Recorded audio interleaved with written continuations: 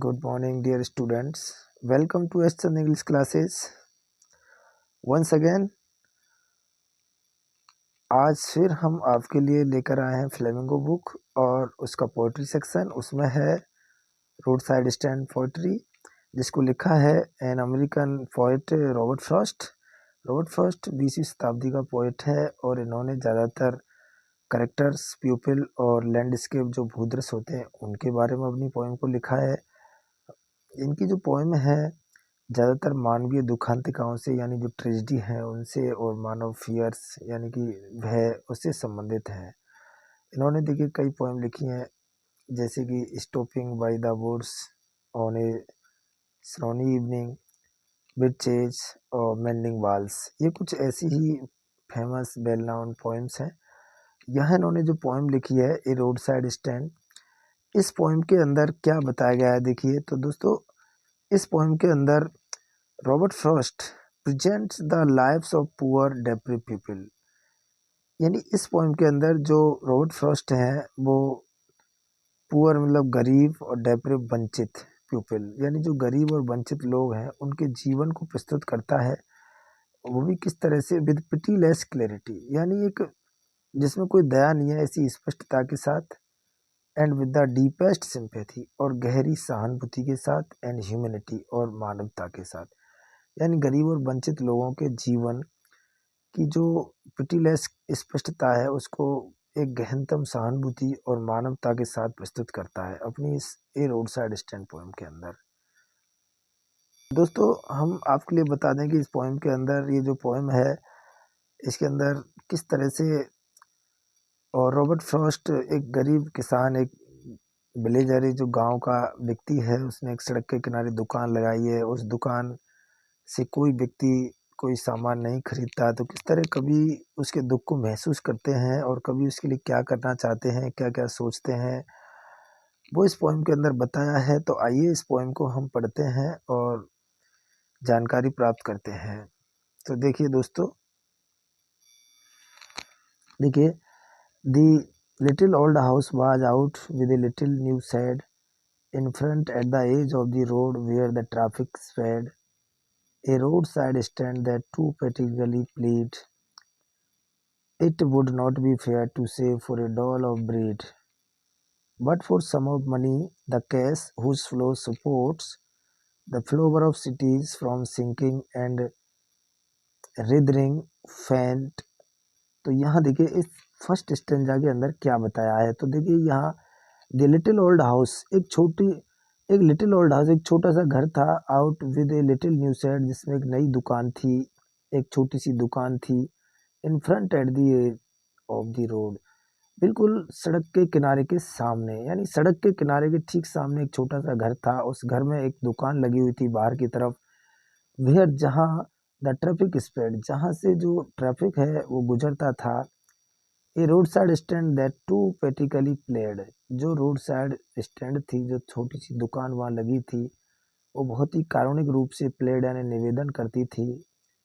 It would not be fair to say for a dole of bread, यहाँ it would not be fair, यह उचित नहीं होगा to say कहना कि for a dole of bread, की वह जो दुकान थी, वह दुकान का जो मालिक था वो किसी रोटी के टुकड़े के लिए और निवेदन करता था, या रोटी का टुकड़ा मांगता था, रोटी मांगता था, ये कहना बिल्कुल भी न्याय संगत नहीं होगा, उचित नहीं होगा, क्योंकि वो पैसे के लिए नहीं, वो किसी रोटी के लिए या रोटी के टुकड़े के लिए दुकान नहीं लगाई गई थी, वो पैसे के लिए लगाई गई थी। देखिए, what for some of the money, बस बल्कि कुछ पैसे के लिए लगाई गई थी। द कैश यानी नकदी, हुज फ्लो, जिसका जो प्रवाह है, सपोर्ट यानी मदद करता है, सहारा देता है, द फ्लोवर ऑफ सिटी यानी शहरी रूपी फूल को, फ्रॉम सिंकिंग यानी डूबने या नष्ट होने से, एंड विदड्रॉइंग फेंट और मुरझाकर बेहोश होने से। कहने का मतलब यहाँ ये बताया गया है इस स्टेंजा के अंदर कि जो रोड साइड में स्टैंड बनी हुई थी, जो सड़क के किनारे जो मकान था उसमें छोटी दुकान बनी हुई थी, वहाँ जो किसान था वो दुकान का मालिक, उसके बारे में ये कहना गलत होगा कि वह रोटी के लिए वह निवेदन करता था। नहीं, वह उस पैसे के लिए निवेदन करता था जिस पैसे से शहरी जीवन फल और फूलता है, जो शहरी जीवन बचा हुआ रहता है, उसी पैसे के लिए वो निवेदन करता था, वो भी फ्री में नहीं, अपने सामान को बेच करके। तो आइए नेक्स्ट स्टेंजा में देखते हैं। The polished traffic passed with a mind ahead, or if he were aside a moment, then out of sorts at having the landscape marred with the artless feint of sign that with N turn wrong and S turn wrong offered for sale wild berries in wooden quarts। तो देखिए फिर से इस second stanza में बताया है कि the polished traffic यानी चमकते हुए तेज गति से जाने वाला यातायात जो वाहन थे वो पास यानी गुजर जाते थे विद ए माइंड अहीड, यानी एक सोच के साथ आगे की ओर गुजर जाते थे। और अथवा इफ ईवर एसाइड ए मोमेंट, अथवा कभी इधर उधर भी देखते थे, दाएं बाएं देखते थे, देन आउट ऑफ सॉर्ट्स तो झुंझला कर देखते थे। और वो किस बात पर, एट हैविंग द लैंडस्केप मार्ड, कि जो भूदृश्य था वो मार्ड यानी खराब किया हुआ था, विद द आर्टलेस पेंट यानी जिसमें कोई कला नहीं थी, इस तरह से पुता हुआ था। और of six that with N turn, जिसमें एन टर्न रॉन्ग यानी गलत गलत मुड़े हुए थे, एंड एस टर्न रॉन्ग और एस भी गलत बना हुआ था, यानी एस और एन दोनों ही वो जो सामान बेच रहा था, जिन चीज़ों में उन पर उन चीज़ों का प्रचार लिख रहा था कि इसमें ये चीज़ है ये चीज़ है, तो वो कुछ गलत लिखे हुए थे। तो उसको झुझलाकर वो देखते थे बस, अगर देखते थे तो, नहीं तो वो सीधे एक सोच के साथ निकल जाते थे। Offered for sale wild varies, और ये लोग जो दुकान का मालिक था वो अपनी दुकान में जंगली बेर बेचा करता था, इन वुडन क्वार्ट्स यानी लकड़ी के बने हुए डिब्बों में, और अथवा क्रुक नेक्ड गोल्डन स्क्वेस, या फिर टेढ़ी मेढ़ी गर्दन वाले जो सुनहरे कलर का स्क्वेस विद सिल्वर वाट्स, जिसमें चांदी के गोलियां लगी हुई थी, सिल्वर की गोलियां लगी हुई थी। और beauty rest in a beautiful mountain scene, यानी जो सुंदरता है वो एक सुंदर जो पर्वतीय दृश्य है उसमें स्थित है। यू हैव द मनी, आपके पास पैसा है, but if you want to be mean, यदि आप कंजूस बनना चाहते हो, वाई कीप योर मनी, तो आपका पैसा अपने पास रखो, एंड गो अलोंग, और सीधे चले जाइए। इस तरह से वह किसान झुंझलाकर उनसे कह देता था कि यदि आप कुछ नहीं लेना चाहते, आप सीधे जाना चाहते हैं और कंजूस बनना चाहते हैं तो आप बनिए, आपके पास पैसा है, मत खरीदिए। इस तरह से दूसरे स्टेंजा में बताया है कि कोई भी व्यक्ति कार वाहन वहाँ से गुजरता था, वो वहाँ देखते भी नहीं थे। अगर कोई देखता भी था गलती से तो वो सिर्फ इसलिए देखता था कि जो वहाँ भूदृश्य था, जो दुकान लगी थी वहाँ पर उसने जो सामान जिन डिब्बों में या किसी चीज़ में रख रखा था उस पर लिखा हुआ था कि इसमें ये सामान है, तो वो गलत लिखे हुए थे, तो उनको झुंझलाकर देखते थे वो और सीधे निकल जाते थे। तो इसी बात पर क्रोधित होकर किसान कहता था कि अगर आपके पास पैसा है, अपना पैसा अपने पास रखिए और कुछ भी मत खरीदिए और सीधे जाइए।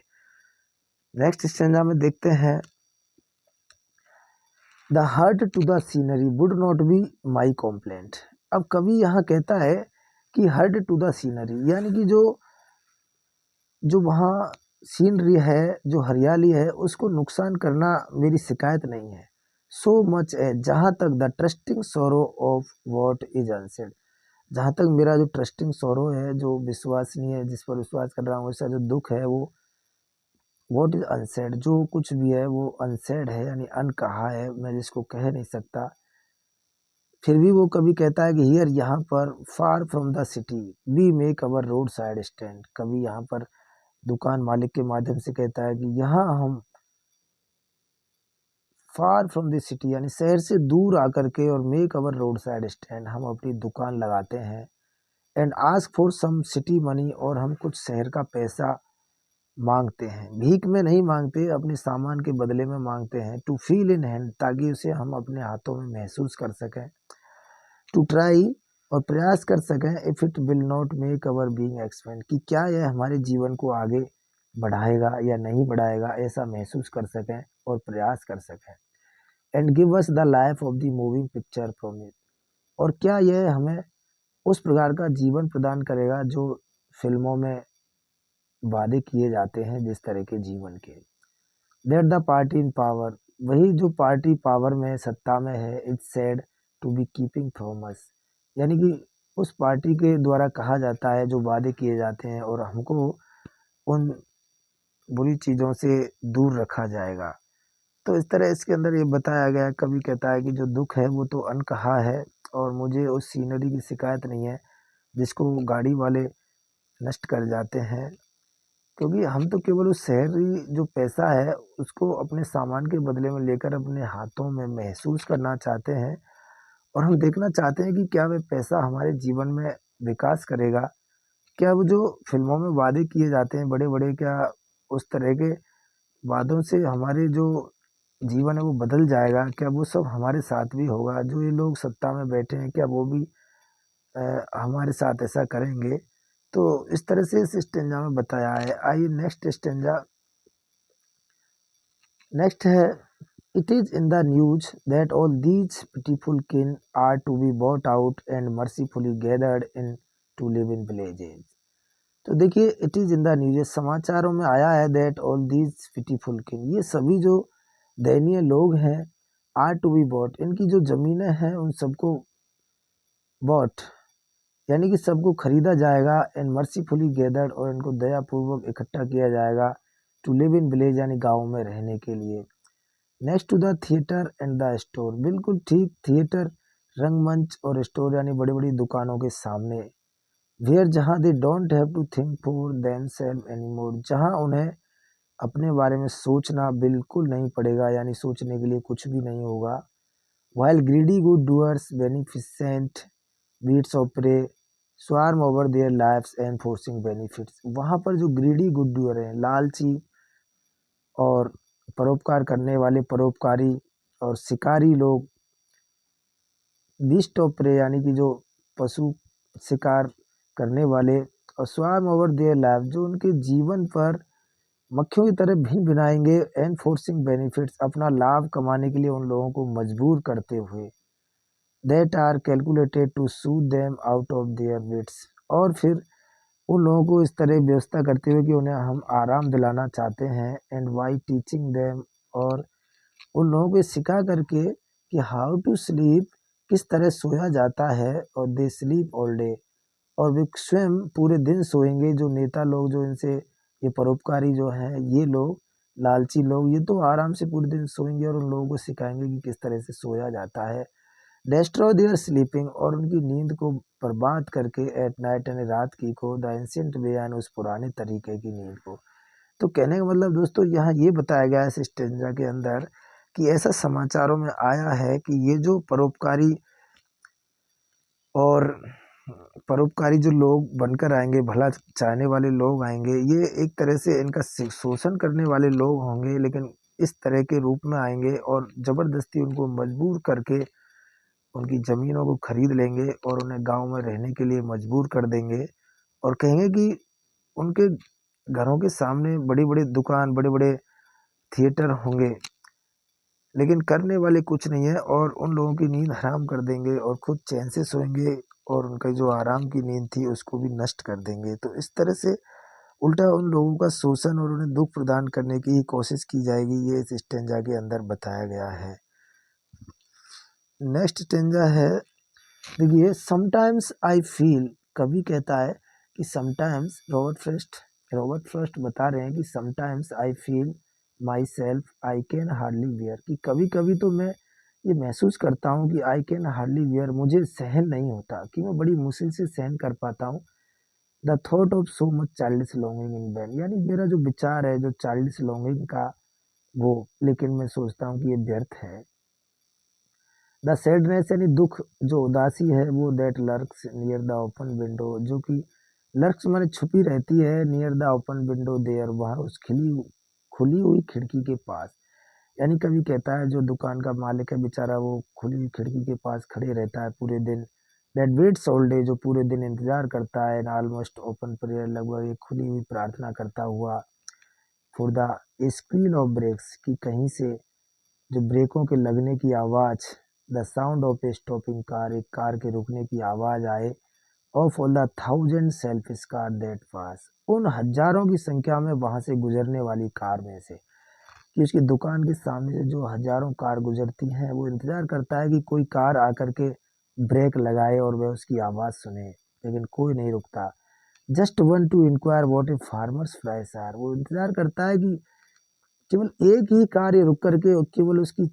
कीमतें ही पूछ ले कि वो क्या क्या चीज बेच रहा है, उसकी क्या कीमत है, लेकिन ऐसा नहीं होता। एंड वन डिड स्टॉप, और यदि एक रुक भी जाए but only to plough up grass, एक कार दुकान के पास रुकी लेकिन केवल उसके घास को रौंदने के लिए। In using the yard to back and turn around, केवल अपनी गाड़ी को वापस बैक करने के लिए और वापस मोड़ने के लिए वहां रुकी। And another to ask the way to where it was bound, दूसरी कार रुकी तो ये पूछने के लिए ये रास्ता कहाँ जाता है। And another to ask could they sell it gallon of gas, और एक रुकी तो वो ये पूछ रही थी क्या वो 1 गैलन गैस बेचते हैं। दे कुड नॉट, किसान ने कहा कि वे नहीं बेचते झुंझला करके। और दे हैड नन, उनके पास है भी नहीं। डिडंट इट सी, क्या आपको दिखाई नहीं देता। तो इस तरह से किसान ने अपनी गुस्सा उन पर उतारी कि कोई भी व्यक्ति वहां रुकता नहीं है, केवल किसान इस दुख के साथ अपनी खुली हुई खिड़की के पास खड़ा रहता है कि कोई दुकान के पास आकर रुके और उसकी जो दुकान में जो सामग्री बिक रही है उसकी कीमत है आकर के पूछे। लेकिन कोई भी कार, जो वहाँ हजारों की संख्या में कारें गुजरती हैं, लेकिन एक भी कार ऐसे पूछने के लिए भी नहीं रुक पाती है। तो इसका बड़ा दुख है कवि को। कवि सोचता है कि इन लोगों का दुख मुझसे सहन नहीं होता, लेकिन वो कह रहा है कि क्या कर सकता है। लास्ट स्टेंजा में कवि सोचता है, देखिए क्या सोचता है। नो इन कंट्री मनी, यानी वो कहता है गाँव में पैसा नहीं है। इन कंट्री मनी यानी नो नहीं है, कंट्री मनी यानी गाँव में पैसा नहीं है। The country scale of gain, the requisite lift of spirit has never been found. और फर्स्ट कहते हैं कि जो पैसा जो होता है वो लिफ्ट ऑफ स्पिरिट यानी आत्मा जो अच्छाई है उसको बढ़ा देता है, और उसकी कमी फिर दुख पैदा कर देती है। और so the voice of country seems to complain, इस तरह से जो गांव के लोग हैं उनकी जो आवाज़ है वो शिकायत करती हुई लगती है। तो बड़ा दुख है, वो अपने दुख को प्रकट करते हैं। इस तरह कवि फिर ये रॉबर्ट फर्स्ट महसूस करते हैं कि I can't help earning the great relief, कि मैं इनको जो आराम है, जो दुख है, उससे छुटकारा पाने के लिए मैं क्या कर सकता हूँ, उनकी कैसे मदद कर सकता हूँ, यानी मैं नहीं कर सकता। To put these people at one stroke out of their pen,